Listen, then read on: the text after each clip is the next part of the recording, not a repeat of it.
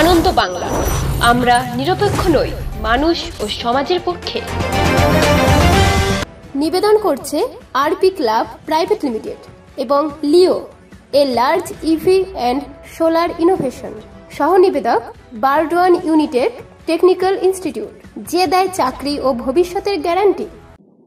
মাছ ধরতে গিয়ে গলায় কই মাছ আটকে মর্মান্তিক মৃত্যু হলো মাছ শিকারী যুবকের।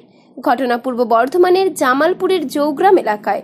মৃত যুবকের নাম সাগর রায়, বয়স ৩৫ বছর। জানা গেছে গতকাল সন্ধ্যার দিকে টানা বৃষ্টির মধ্যে মাছ ধরতে যায় সাগর। বৃষ্টির জলে চলাচলের রাস্তার ধারে দুটি কই মাছ ধরে। তারপর নজরে আসে আরও একটি কই মাছ। সেই মাছটিকে ধরার জন্য একটি মাছকে মুখে রাখে দাঁতে ধরে, আর সে সময় ঘটে বিপত্তি। মাছ পিছলে ঢুকে যায় মুখের ভিতর। শ্বাসনালীতে কই মাছ আটকে মৃত্যু হয় যুবকের। পরে পুলিশ ঘটনাস্থলে গিয়ে দেহ উদ্ধার করে নিয়ে আসে।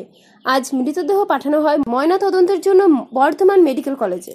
ওই যুবক তার স্ত্রীকে নিয়ে জৌগ্রামের নুরি এলাকায় ভাড়া বাড়িতে থাকতো। তার নিজস্ব বাড়ি হুগলির পান্ডুয়াতে। হ্যাঁ, বলো, ঘটনাটা বলো। কই মাছ ধরতে গিয়ে মানে দুটো হাতে দুটো ধরেছে, আর একটা দেখেছে, একটা মুখে নিয়ে একটা ধরতে গেছে, দিয়ে সময় মুখের ভেতরে ঢুকে গেছে, দিয়ে গলায় আটকে যায় নাকি? গলায় আটকে গেছে।